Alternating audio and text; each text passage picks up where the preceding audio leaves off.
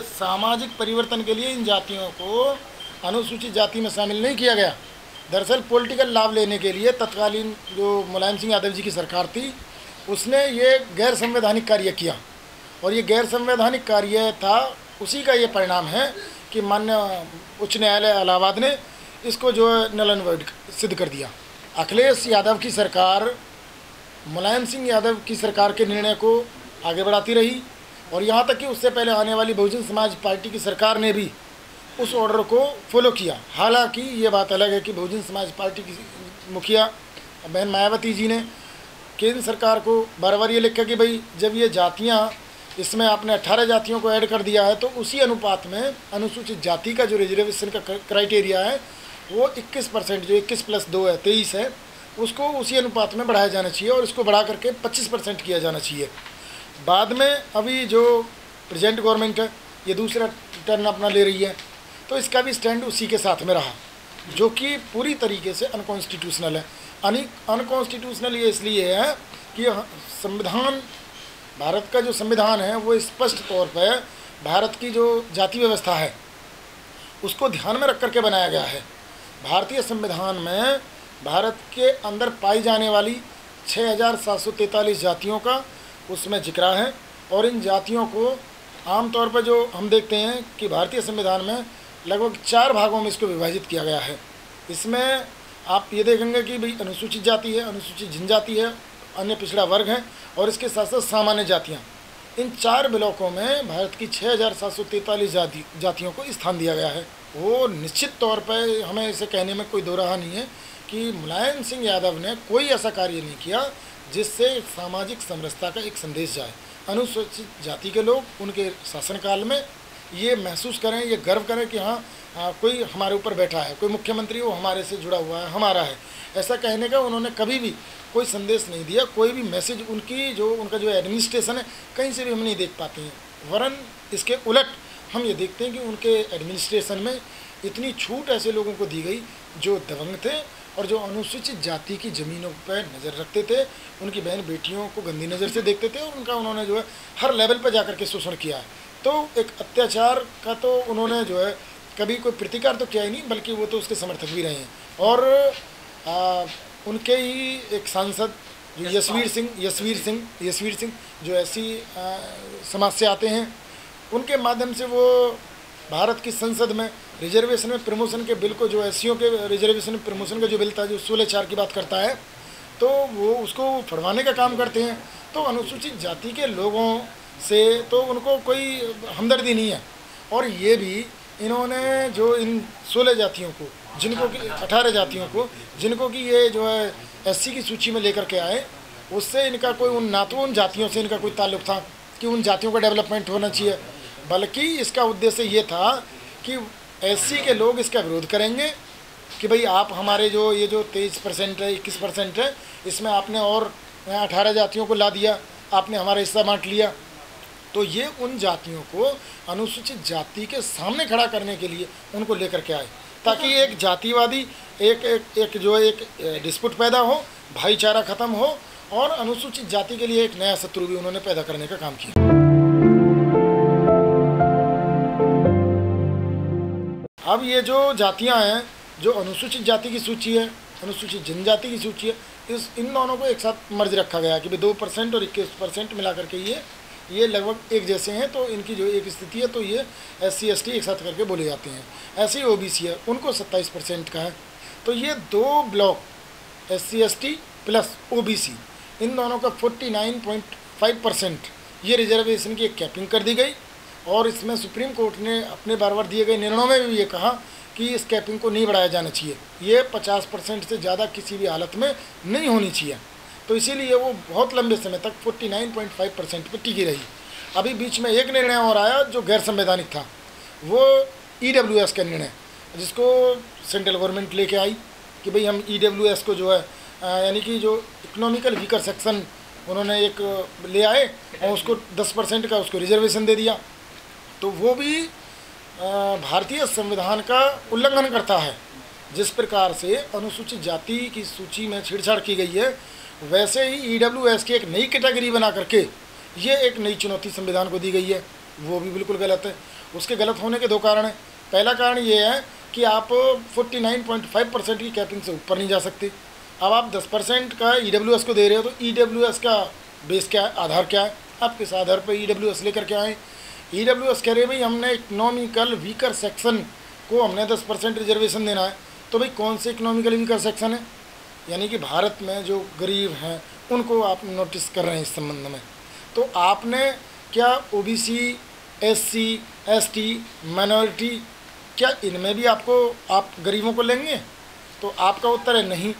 तो आप इन जातियों में पाए जाने वाले, यानी कि जो पॉपुलेशन का 90% जो भाग है उसके गरीबों को आप कंसीडर नहीं करेंगे। आप मात्र 10% जो बची आबादी है उसके गरीबों को आप गिनेंगे और उनको आप 10% रिजर्वेशन दे देंगे। तो ये अनकॉन्स्टिट्यूशनल एक्ट है जो जो सेंट्रल गवर्नमेंट के द्वारा किया गया। तो स्टेट गवर्नमेंट हो या सेंट्रल गवर्नमेंट हो, दरअसल ये दोनों की ही शक्ति से बाहर की बात है। कोई सी भी गवर्नमेंट, मैं आपको ये बता दूं कि कोई भी गवर्नमेंट हो, तो केंद्र की सरकार हो या राज्य की सरकार, किसी भी राज्य की सरकार क्यों ना हो, वो इस सूची में छेड़छाड़ करने की शक्ति नहीं रखती। इसकी शक्ति संसद के अंदर निहित है और संसद ही तय करती है कि कौन सी कैपिंग 50% रखी जाए या उससे ऊपर बढ़ाई जाए। संसद शक्ति रखती है कि कौन सी जाति को अनुसूचित जाति में रखा जाए या उसे अनुसूचित जाति की सूची से बाहर करके किसी अन्य सूची में डाला जाए। तो सूचियों में परिवर्तन करने के लिए अगर कोई शक्तिशाली टूल है तो वो भारत की संसद है। ये तो राजनीतिक खेल है, ये राजनीतिक खेल है। आप ये जानते हैं, आपके जो विधिक सलाहकार हैं वो ये जानते हैं, अच्छे से जानते हैं कि ये जो आप एक्ट कर रहे हो, ये जो काम कर रहे हो, ये आपकी कैपेसिटी से बाहर है। देखिए आप ये देखोगे कि 3 तरह की सूचियां हैं, है ना। एक जो यूनियन की सूची है, एक स्टेट की सूची है और एक कॉन्क्रीट लिस्ट है। तो 3 तरह की लिस्ट हमारे पास है कि जिससे जो भारतीय लोकतंत्र है, जो हमारा जो ये है, इसमें जो शक्तियों का जो डिवीज़न है, जो बंटवारा है, वो इन 3 सूचियों के आधार पर जो विषय राज्य सूची के अंतर्गत आते हैं, राज्य उन पर उन विषयों पर कानून बनाने के लिए स्वतंत्र है।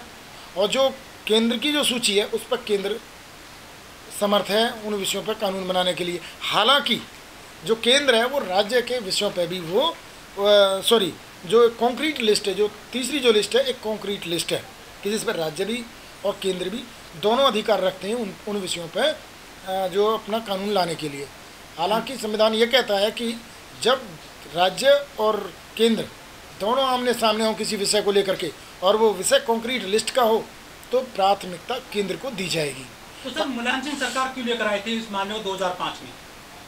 वो गलत लेके आई थी, बिल्कुल गलत लेके आई थी। वो संविधान से इतर लेके आई थी। योगी सरकार भी इसको फॉलो कर रही थी, वो भी गलत कर रही थी, बिल्कुल गलत कर रही थी। और मैं तो ये कह रहा हूँ कि अभी मैंने जब कहा कि जो 10% का जो EWS है वो भी गलत है, अभी उसको चैलेंज किया गया है और कई साल लगे उसको उस जो है याचिका को स्वीकार करने में।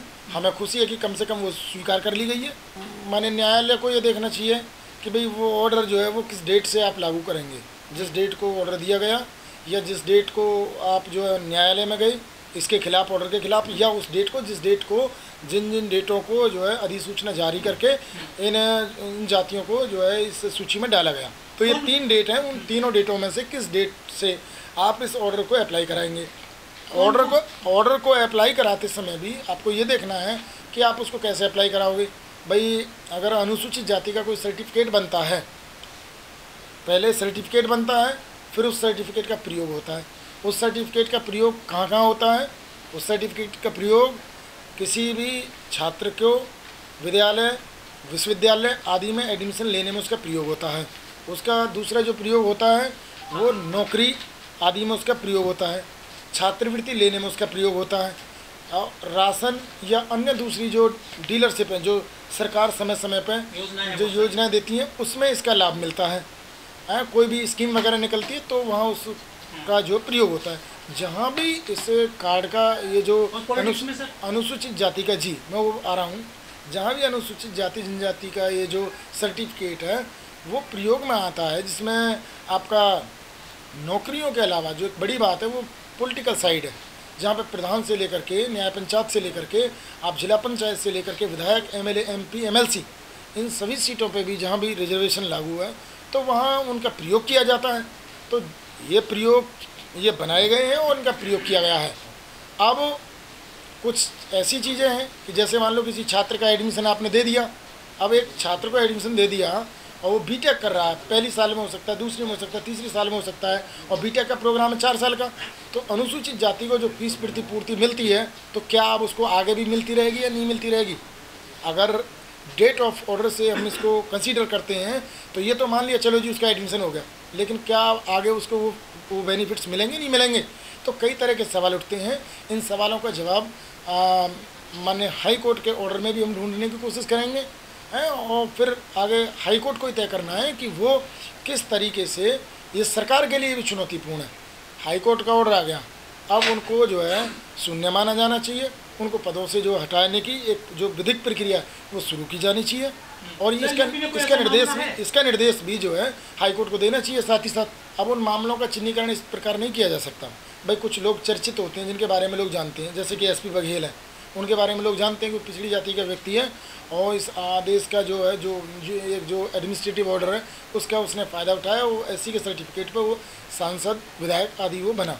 लेकिन इसके अलावा केवल यही नहीं है, ये देश बहुत बड़ा है, देश बहुत बड़ा है, कई सारे राज्य हैं उनमें, और कई लेयर के ये पॉलिटिकल प्लेटफॉर्म है।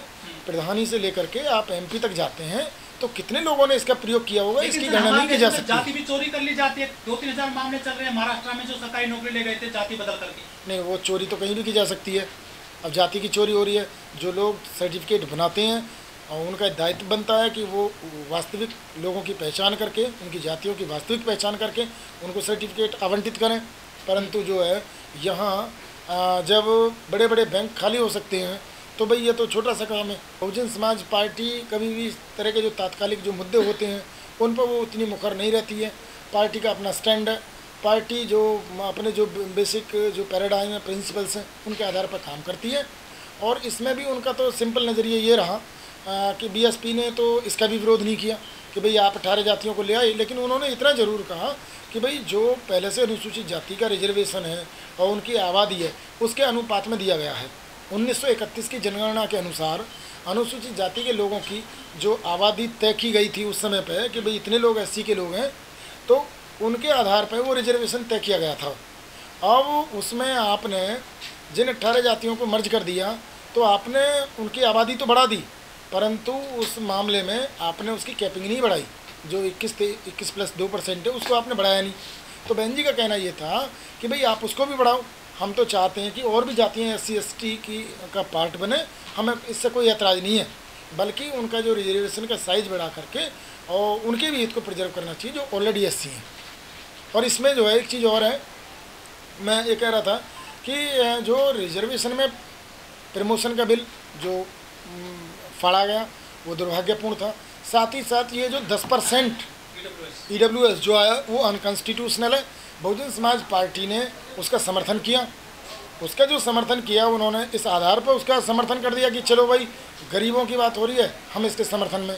परंतु वास्तव में मैं समझता हूँ कि इसके इसीलिए आज पर सिर्फ उसका समर्थन किया कि भाई गरीब किसी भी जाति में, सवर्णों में भी गरीब हो सकता है, हम उसके साथ खड़े हैं, सिर्फ इतना उसका मत है।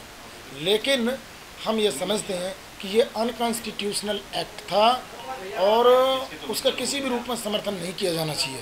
और अब आप देखोगे कि भाई ये चलो इसने सेंट्रल गवर्नमेंट ने उसको पास कर दिया, लागू कर दिया, परंतु वो भी माननीय न्यायालय के समक्ष टिक नहीं पाएगा, रुक नहीं पाएगा, और उसको भी जो है जैसे आज ये स्क्रैप हुआ है उसको भी स्क्रैप होना पड़ेगा।